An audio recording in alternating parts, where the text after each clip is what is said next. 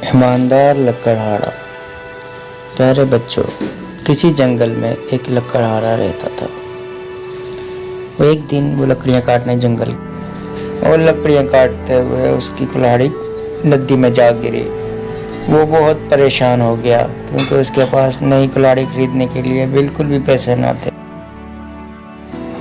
وہ اسی پریشانی کے عالم میں دریا کے پاس کھڑا ہوا تھا کہ اچانک ایک دریا میں سے پری نمودار ہوئی۔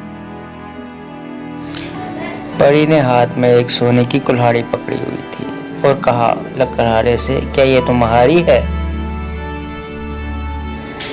نہیں، یہ میری نہیں ہے، لکڑہارے نے ایمانداری سے جواب دیا۔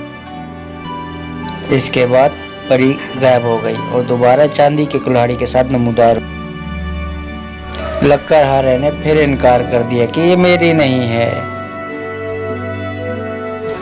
آخر کار پری نے لکڑی کی کلہاڑی لکڑہارے کو پکڑائی۔ لکڑہارے نے مسکراتے ہوئے کہا، بہت بہت شکریہ، یہ میری ہی ہے۔ پری کو لکڑہارے کی ایمانداری دیکھ کر بہت خوشی ہوئی۔ اس نے تینوں کلہاڑیاں لکڑہارے کو دے دی۔ پیارے بچوں، اس کہانی سے ہمیں سبق ملتا ہے کہ ایمانداری بہترین حکمت عملی